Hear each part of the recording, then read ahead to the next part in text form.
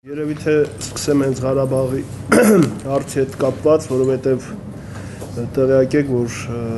Ժառանգություն խմբակցությունը արտահերթ է ճանաչել այդ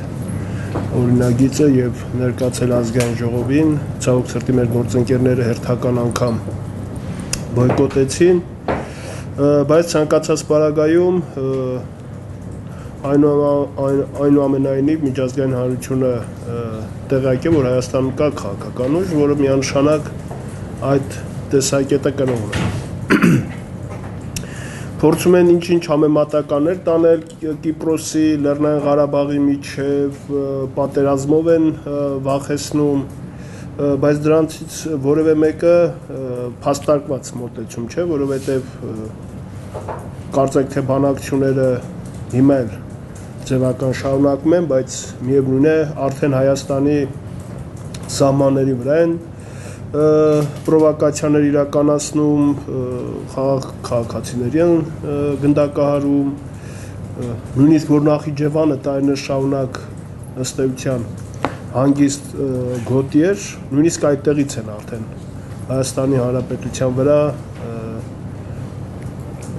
դիվերսիաներ տեղի ունենում, այսինքն կրակոցներ։ Ադրբեջանը պատերազմելու այն ժամանակ, երբ որ գտնի, որ դա անհրաժեշտ է։ Մնացածը դա ընդհանրապես խոսքեր են։ Երբ ինքը պատրաստ կլինի, երբ ինքը կիմանա, որ այդ հնարավորությունը ինքը ունի, որպեսզի պատերազմով ինչ-որ բան շահի, նոր այդ ժամանակ պատերազմելու է։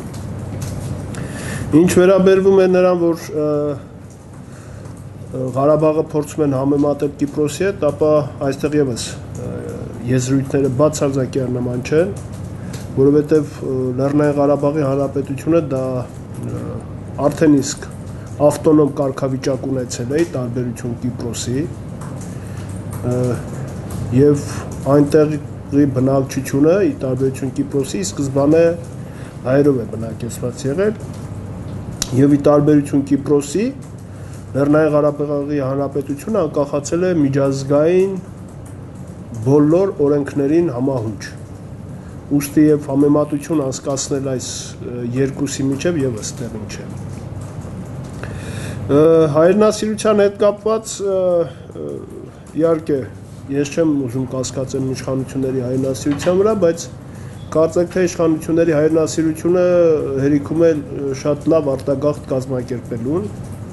Իշխանությունների հայրենասիրությունը շատ լավ հերիքում է մեր ազգային հարստությունը, ռեսուրսները մի խումբ մարդկանց շահին սպասարկելուն, բայց բովանդակային քննարկմանը երբեք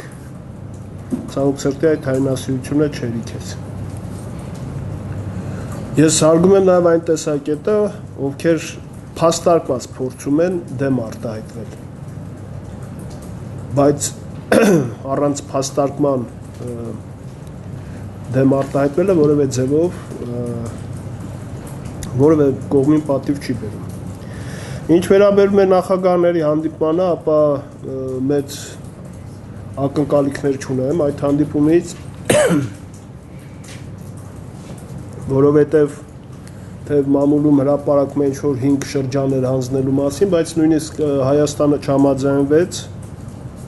ի բարեբախտություն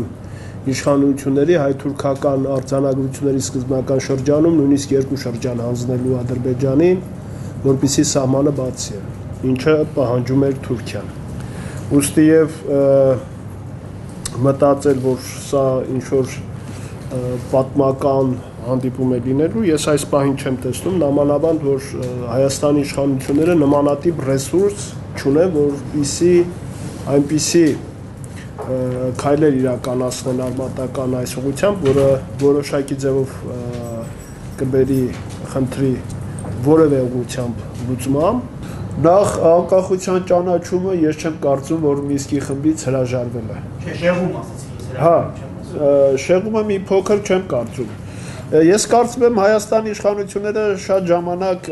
այդ շեղումը թույլ չեն տվել մի շարք պատճառներով։ Ավելի ճիշտ մեկ պատճառով կարևորագույն։ Դա այն է, որ այն խոսացողները միջազգային հարթակում, որ իրենց հետ զրուցում են, զրուցակիցները, իրենք խոսում են եւ Ղարաբաղի հետ կապված, եւ Հայաստանի ժողովրդավարացման հետ կապված։ Եթե դու ճանաչում ես Ղարաբաղի անկախությունը, իրենց բնականաբար անհարմար դրության մեջ են դնում, խնդիրներ են ստեղծում իրենց առջև, իրենք էլ բնականաբար քո ներքին ժողովրդավարացման հետ կապված խնդիրներ քո առջև են գնելու։ Եվ դա է, կարծում եմ, նաև պատճառը, որ մեր իշխանությունները չեն փորձում անկախությունը ճանաչել։ Առաջի հարցը Շանթ Հարությունյանը։ Խորին հարգանք։ Շանթ Հարությունյանին բնականաբար անձնապես ճանաչում եմ։ Դա մտածողության տեսակ է։ Ես 100% համոզված եմ, որ ինքը որևէ կողմից չի ուղղորդվել, դա ուղղորդված ինչ-որ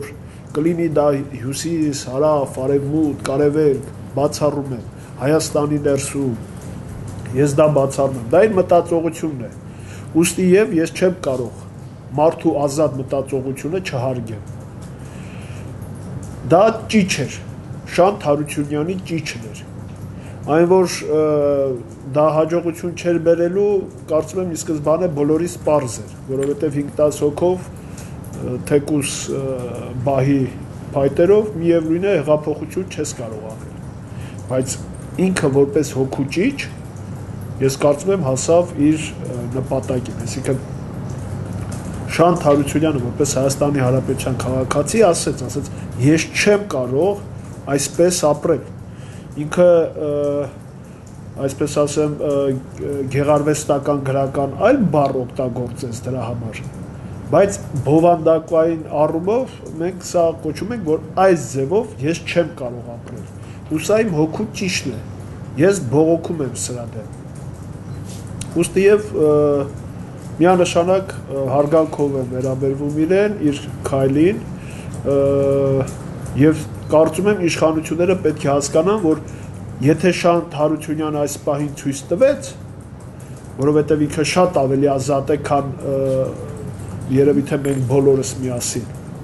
բայց նաև նմանատիպ տրամադրություններ կան բոլորի մոտ։